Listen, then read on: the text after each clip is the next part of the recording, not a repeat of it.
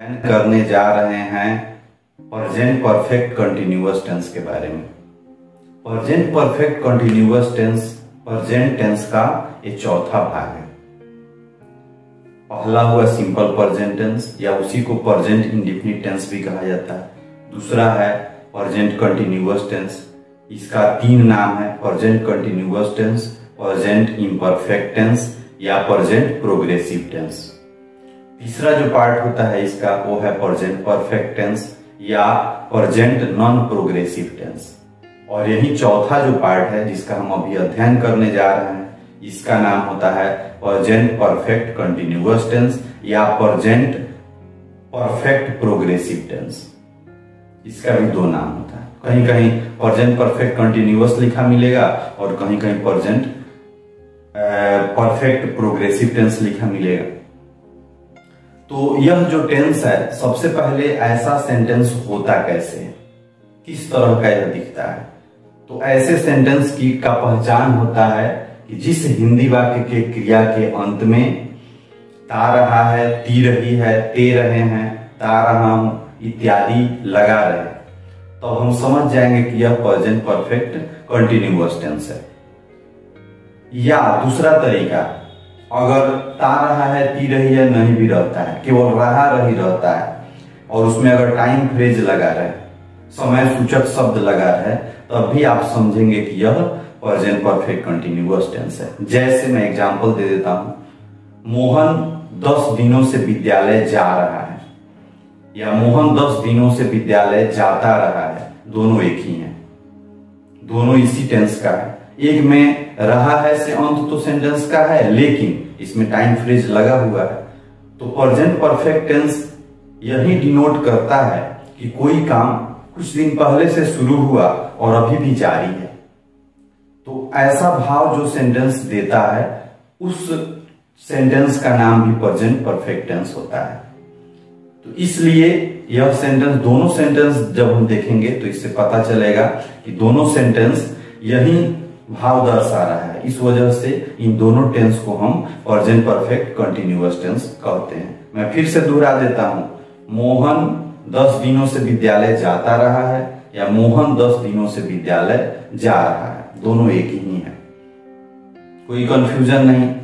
अब एक बात और आती है, कभी कभी ऐसा भी सेंटेंस देखने को मिलता है जिसमें टाइम फ्रेज नहीं रहता है, केवल रहेगा मोहन विद्यालय जाता रहा है। तो मोहन विद्यालय जाता रहा है भी कहने से यही बोध हो रहा है कि कोई काम पहले से भी जारी है और अभी भी चल रहा है। तो ऐसा जो टेंस होगा, ऐसा जो सेंटेंस होगा, उस सेंटेंस का नाम भी प्रेजेंट परफेक्ट कंटिन्यूअस टेंस ही होगा। ये तीनों में आप अच्छे से पहले डिफरेंस समझ लें। इन डिफरेंस को समझने के बाद अब जो है इसको बनाने का तरीका क्या होता है। तो इसका स्ट्रक्चर होता है सब्जेक्ट प्लस हैज या have plus been plus V4 यानी क्रिया का चौथा रूप, और उसके बाद ऑब्जेक्ट, उसके बाद फॉर या सिंस का प्रयोग करते हैं, उसके बाद में टाइम फ्रेज को सबसे अंत में ले जाते हैं। तो यही इसी स्ट्रक्चर पर हम जो है इस सेंटेंस को बनाते हैं। अब इस स्ट्रक्चर में दो जगह ऑब्लिक दिया हुआ है। ऑब्लिक का मतलब होता है दोनों में कोई एक, जैसे हैज या हैव और दूसरा फॉर या सिंस। तो हैज और हैव कहां लगेगा, तो इसके लिए नोट में लिखा हुआ है हैज का प्रयोग जो होता है वो थर्ड पर्सन सिंगुलर नंबर के साथ, अर्थात ही, सीट या एक नाम के साथ हैज का प्रयोग करेंगे और बाकी सभी के साथ, जैसे में यू, दे, वी या एक से अधिक नाम अर्थात प्लुरल नाम, अगर प्लुरल नाम रहता है तो उसके साथ हम हैव का प्रयोग करेंगे। अब आते हैं फॉर और सिंस के प्रयोग में। फॉर का जो प्रयोग होता है वो पीरियड ऑफ टाइम के पहले और सिंस का प्रयोग पॉइंट ऑफ टाइम के पहले होता है। अब यह पीरियड ऑफ टाइम क्या है और पॉइंट ऑफ टाइम क्या है, तो दोनों में अंतर समझेंगे।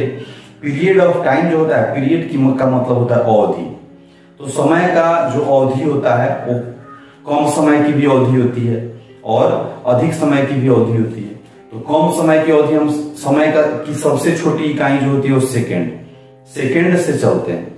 सेकंड, उसके बाद मिनट, उसके बाद घंटा, उसके बाद दिन, उसके बाद सप्ताह, उसके बाद महीना, उसके बाद साल। एक लंबा समय हो गया साल का।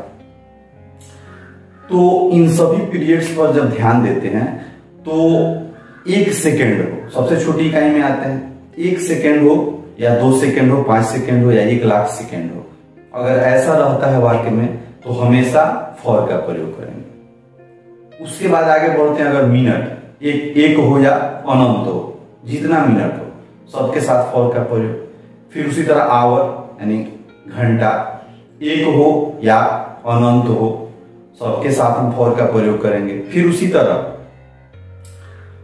आवर के बाद डे, दिन, अगर दिन भी रहता है तो उसी तरह हम दिन के साथ भी, एक हो चाहे अनंत दिन हो, वो सभी के साथ हम फॉर का प्रयोग करते हैं। उसके बाद दिन के बाद बढ़ेंगे तो सप्ताह, सप्ताह एक हो या अनंत हो, 1 सप्ताह हो या 1 लाख हो या 1 करोड़ हो, सबके साथ फॉर का प्रयोग करेंगे।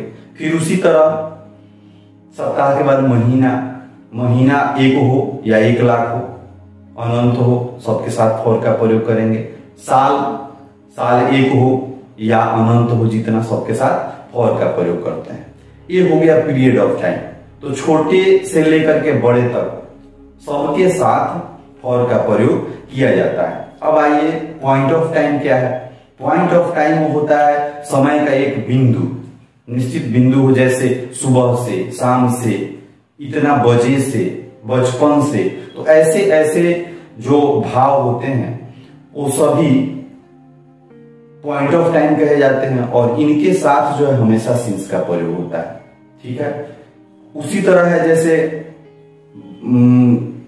दिन, दिन का कोई नाम हो, इतना दिनों से नहीं रहे, दिन का कोई नाम हो, जैसे संडे, मंडे, रविवार, सोमवार, तो उसमें भी सिंस का प्रयोग करेंगे। नाम हो तब दिन का नाम हो, एक निश्चित बिंदु बन जाता है। फिर उसी तरह महीना का नाम हो, जनवरी, फरवरी, मार्च, ये सभी जो है फिर निश्चित बिंदु बन गए। उसके बाद फिर साल का नाम हो, 2010, 2020, 2022, ये सभी जो है पॉइंट ऑफ टाइम है और इनके साथ हम सिंस का प्रयोग करते हैं। अब कोई सेंटेंस लेते हैं, जैसे मैंने पहले भी बोला था, मोहन 10 दिनों से कहानी पढ़ता रहा है।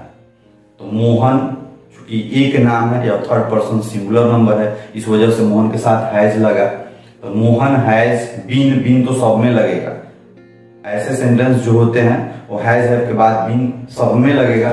तो बीन का प्रयोग Mohan has been going before, क्रिया का चौथा रूप, अर्थात पीछे जो आईएनजी जुड़ा हुआ होता है वो क्रिया का चौथा रूप होता है। गोइंग लगा हुआ है, Mohan has been going to school for 10 days, 10 दिनों से है, ये पीरियड ऑफ टाइम है, तो फॉर 10 डेज।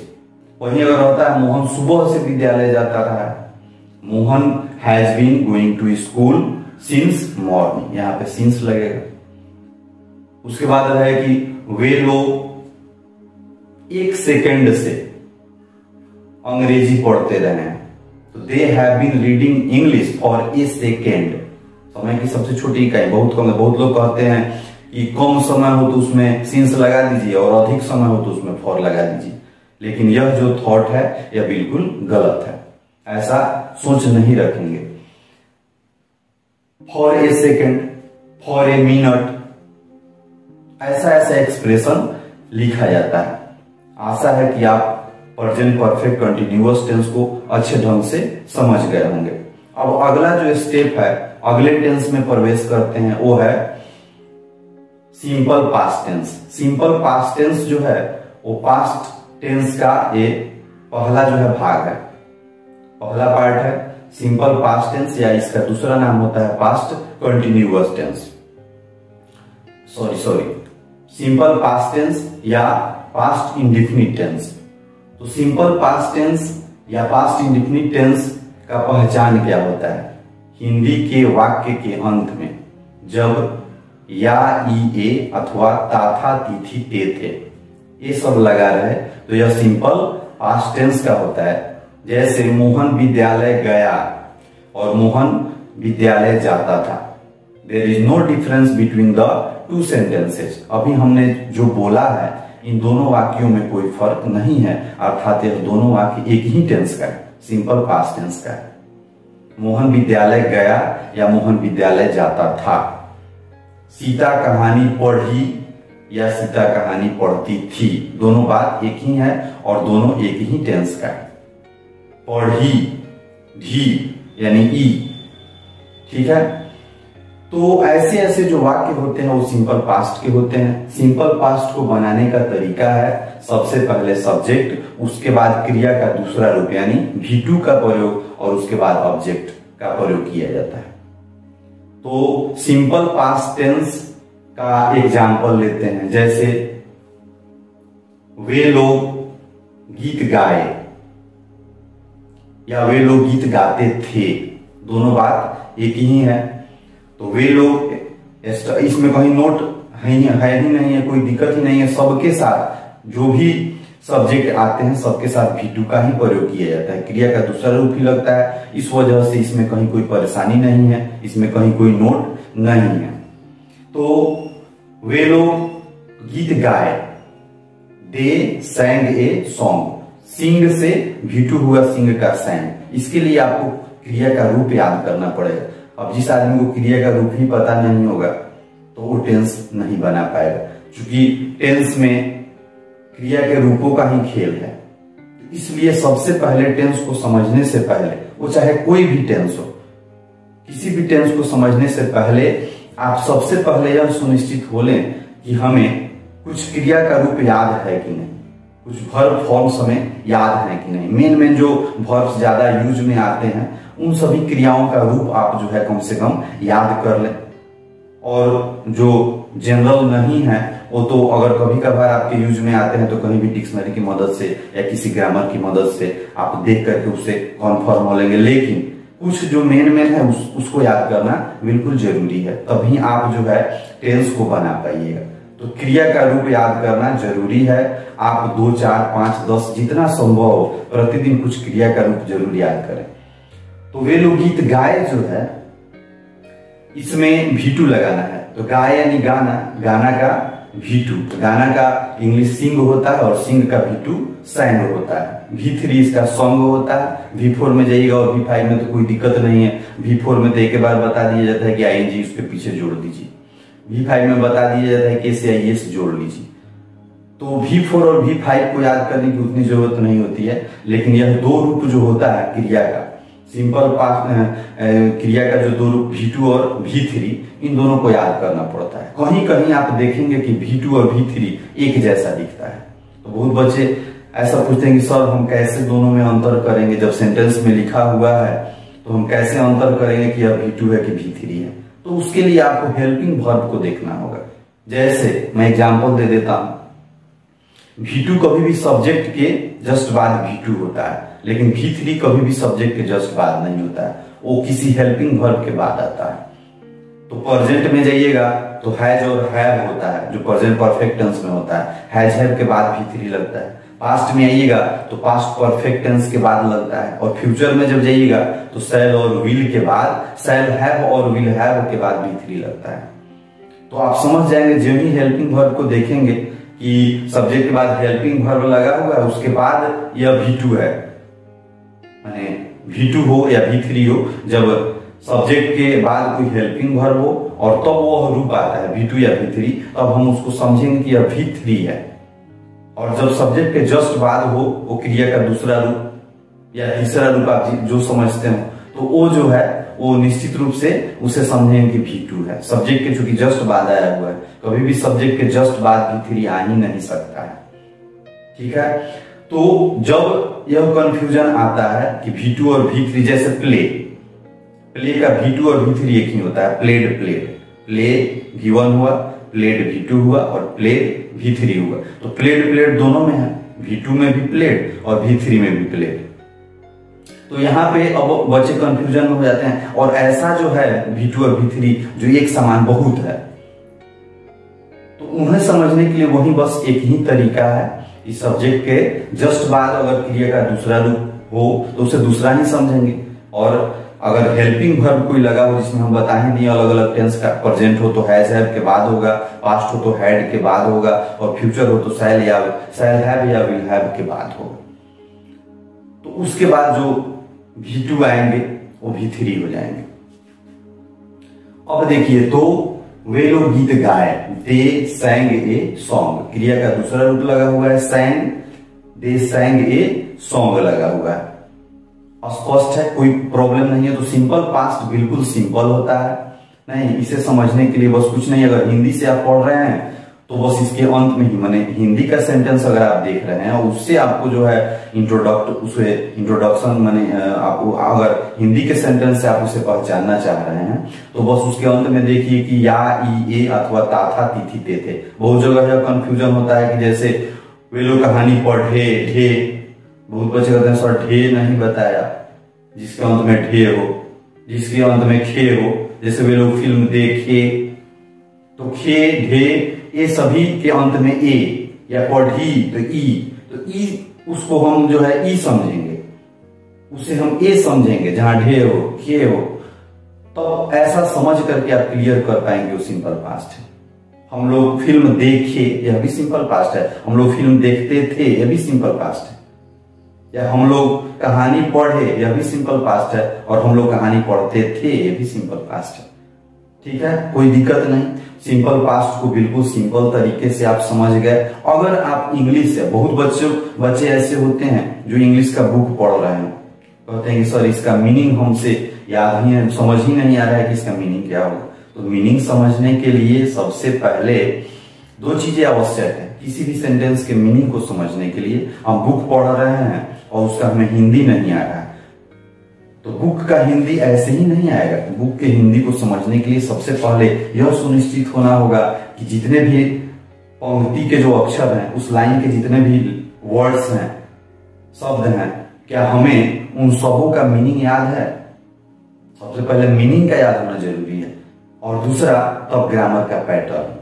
दो चीजें ही होती है इंग्लिश को पढ़ने के लिए। तो सबसे पहले हम उन शब्द का मीनिंग याद करेंगे। अब मीनिंग याद कहां से करें, तो सबसे पहले मेरा सुझाव तो यही है कि बच्चे, आप जिस क्लास में हैं उस क्लास के जो टेक्स्ट बुक हैं उसके चैप्टर्स से आप वर्ड मीनिंग को लिखिए, और वर्ड मीनिंग को लिख करके और तब उसका डिक्शनरी की सहायता से, या आपके परिवार में कोई पढ़े लिखे हैं या कहीं से भी उसका मीनिंग आप जो है एक कॉपी पर लिख ले, उसका एक नोट्स बनाएं, और रोज आप अपनी क्षमता के अनुसार, आपसे 5 याद होता हो, आपसे 10 याद होता हो, आपसे 50 याद हो जाता हो, ये आपकी क्षमता के ऊपर निर्भर है, आप उसे याद करें। इससे होगा क्या कि आपके वर्ड मीनिंग का स्टॉक भी बढ़ता रहेगा, और साथ ही आप जिस क्लास में हैं उस क्लास के टेक्स्ट बुक का अध्ययन आप अच्छी तरह से कर पाएंगे, आपको समझ में आएगा। डिक्शनरी की मदद से अगर आप वर्ड से याद करते हैं तो डिक्शनरी में तो कहीं कहीं का वर्ड सब होता है, वो हो सकता है कि आपके बुक से टच नहीं करे तो आपको बुक पढ़ने में दिक्कत होगी। तो इसलिए उसी बुक से आप वर्ड्स को लिखें और उसको किसी भी मदद से आप उसका मीनिंग निकालें, किसी से पूछ के हो या डिक्शनरी की मदद से, और तब उसे याद कर लें। तो पहला हुआ, अर्थात सबसे पहले वर्ड मीनिंग याद होना चाहिए, और वर्ड मीनिंग भी याद हो जाए तभी आप सेंटेंस का सही अर्थ नहीं निकाल पाएंगे जब तक आप ग्रामर का नियम नहीं जानेंगे। तो वर्ड मीनिंग के बाद जो है ग्रामर का नियम आपके लिए आवश्यक हो जाएगा। तो किसी भी सेंटेंस को पढ़ रहे हैं, अभी हम लोग सिंपल पास्ट टेंस का अध्ययन कर रहे हैं। सिंपल पास्ट टेंस का अध्ययन कर रहे हैं तो बच्चा अगर अच्छे ढंग से समझ लिया सिंपल पास्ट टेंस, तो उसे जहां भी दिखाई देगा कोई भी सेंटेंस बुक का लिखा हुआ है, वो देखेगा कि सब्जेक्ट है, उसके बाद V2 है, तो स्पष्ट रूप से समझ जाएगा कि यह जो है सिंपल पास्ट टेंस है, और तब उसे अर्थ निकालने में मदद मिलेगी कि ये जो वाक्य होगा निश्चित रूप से या, ई, ए अथवा ताथा तिथि से इंड करेगा। लिखा हुआ है कि Mohan read a book, Mohan read a book लिखा हुआ है, तो बहुत बच्चे यहाँ पर क्लियर नहीं कर पाएंगे। मोहन रीड ए बुक लिखा हुआ है, तो मोहन रीड ए बुक का मतलब क्या निकालें हमें। रीड लिखा हुआ है तो स्पष्ट है कि ये दो चीज, हेल्पिंग वर्ब जो है दो टेंस में नहीं आते हैं, सिंपल प्रेजेंट में और सिंपल पास्ट में, दोनों में हेल्पिंग वर्ब नहीं होते हैं। जस्ट जो है मेन वर्ब ही रहता है सब्जेक्ट के बाद। तो यहाँ पे रीड जो मेन वर्ब है इसका रूप है V1, रीड V1 है। तो रीड का खूबी है कि यह जो है तीनों रूप में एक ही जैसा लिखा जाता है, रीड रीड रीड। V1 भी रीड, V2 भी रीड और V3 भी रीड। अब बोलिए, अब यहाँ पे तो कंफ्यूजन हो जाएगी। तो लिखा हुआ है मान लीजिए कि राम रीड ए बुक, तो अब देखना है कि सिंपल जो है पास्ट में, सिंपल प्रेजेंट में थर्ड पर्सन सिंगुलर नंबर अगर होता है तो उसके साथ एस या एस लगा रहता है, नहीं तो राम यहाँ पे थर्ड पर्सन सिंगुलर नंबर, तो राम के साथ जो है रीड कैसे लग सकता है सिंपल प्रेजेंट में, सिंपल प्रेजेंट का ये नहीं हो सकता है। अब दूसरा चीज है कि V2, रीड V2 भी है, नहीं तो राम रीड आया तो यहाँ पे सेट कर रहा है V2, सब्जेक्ट प्लस V2 या सिंपल पास्ट हो जाएगा। V3 यह इसलिए नहीं है क्योंकि कोई हेल्पिंग वर्ब पहले नहीं है, सब्जेक्ट के बाद हेल्पिंग वर्ब, तो अगर रीड रहता जैसे Ram had read a book तो वहां पे वो पास्ट परफेक्ट टेंस हो जाता और वहां पे वो रीड जो होता V3 होता, लेकिन सब्जेक्ट के जस्ट बाद यह रीड है, इसलिए निश्चित है कि राम रीड ए बुक यह सिंपल पास्ट टेंस का सेंटेंस है। और तब इसका अर्थ जब निकालेंगे तो राम किताब पढ़ता था होगा, राम पुस्तक पढ़ता था होगा या राम पुस्तक पढ़ा होगा, राम पुस्तक पढ़ा। समझ गए?